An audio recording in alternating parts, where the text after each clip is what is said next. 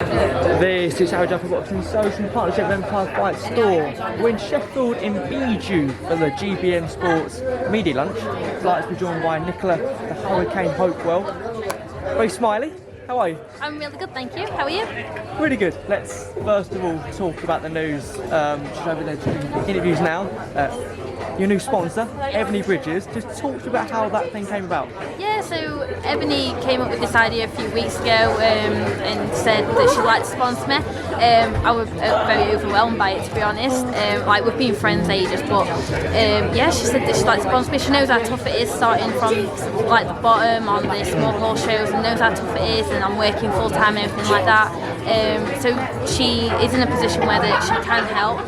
So she said that she would like to help me. So yeah, I'm really excited. I'm really excited that she's always been on my journey as a friend and stuff like that. But now that she's on my journey as a sponsor as well, I'm really excited to have her on board. Yeah. Look, she is an exceptional talent. I mean, an amazing performance last out in Leeds. You know, what the conversation's been like, because having a sponsor like her and someone that you can talk to like her, what she's been through, how privileged or how important is that, do you reckon, to your career? Oh, it's really important, and Ebanie's like, she's very driven as well, and she's very determined in what she wants to do. She has her goals, and she gets to those goals. She does anything possible. Like, she's come over from Australia and she's now living in the UK to help her achieve her goals that she wants to do. And I just feel like having someone like that around you, like, nothing is out of reach, and if you work hard for it and you're dedicated enough, you can get there, and you can achieve the goals that you set. Like, nothing's too high.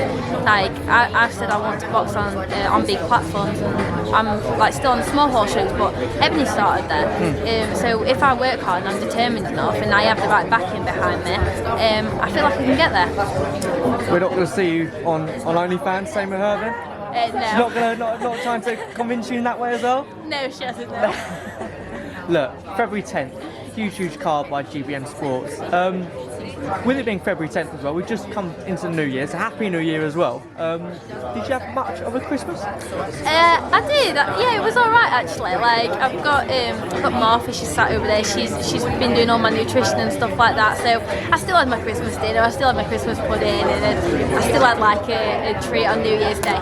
Like, I didn't drink the alcohol and stuff like that, but I still ate the food, and I'm still on weight now, so we did control it, so yeah, it was a good Christmas. I still trained around it and stuff, so, but it was good. So, I read earlier that you've an international and European title already under your belt with a different governing body, so, but that in itself, you're moving pretty fast in your career. Yeah, that's with a different governing body before I moved over to the British Boxing Board, but it was good experience that I got from those fights, and it is something like I've got under my belt already and at that level, so I'm hoping probably in a few fights time, like, I can start boxing for those titles again under the British Boxing Board. Was that the reason to go for the British Board of Control, because in terms of ranking, in terms of getting those big belts and big opportunities, there's not really another organisation you can really box with in this country? No, I got that far, and then I think like the next level is going, like, obviously British Boxing Board to get those opportunities as well. So the opportunities with the governing body I was with, it was limited, and I felt like I got as far as I could. The opponents were limited. I boxed the same person 3 times, so yeah, it were the right move for me. New training team as well, so a whole new year. Yeah. So last year I just started from brand new. So new training team, new manager. I've now got a strength and conditioning coach that I've never had before. We all work together as one big team. Honestly, I couldn't wish for anything better. They all work together. Like, we're at different gyms. Like, the strength and conditioning's at one gym, now we're the boxing gym, but they all know each other now. They all get on with each other. We all work together. It's a dream team. Second time out in Yorkshire. What I didn't know as well, you're Worksop's first female fighter. That is, again, another great achievement.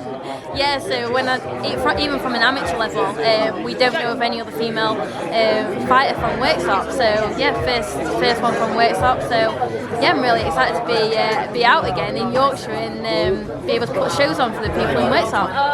How many tickets have you sold for this one? I know you sell, obviously, being early on in your career. How many tickets have you sold for this fight? Yeah, so pretty early on. I think for the last one I sold about 70, and I think I've sold about 70 up to now for this one, but obviously we've got a few more weeks left yet, so I'm hoping to try and get to that 100 mark this time. Before turning pro though, you had a hell of an amateur career. You on an in-town pathway, which again is a great achievement for an amateur. You know, boxing people like Nina Bradley, Nicola Adams, Terri, Harper. What was it like in the early days to mix with those sort of characters? Yeah, so in the amateurs I had 32 fights, I won 23 of them. I did box cups and championships and everything like that. I boxed Lisa Whiteside in one of the championships. I sparred Terri Harper, Nina Bradley, Nicola Adams. Like, I've sparred a lot of good people, and I always like moving pro. Then I started sparring like Ebanie and Stevie and the other girls. But it's all valuable experience. And for me, I was sparring Nicola Adams when she was fighting for a world title. I was like one of her main sparring partners. But at that point, I'd only had a few amateur fights myself, and they even brought me in, like, because I do switch hits sometimes, and probably more when I was an amateur I did that as well. But yeah, they brought me in to even like box southpaw with her because they needed that sparring, and I was only down the road. So yeah, it was a good experience for me. You mentioned it there, sparring with your sponsor, Ebanie Bridges. Yes. Tell me about that. Oh, honestly, there's so much learning that you can take.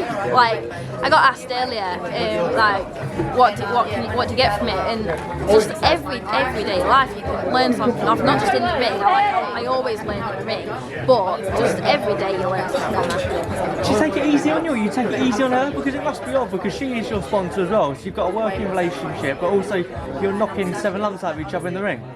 We have to spar properly, because otherwise neither of us are going to like learn or get anything from it. So we have to go all out. How hard does Ebanie hit?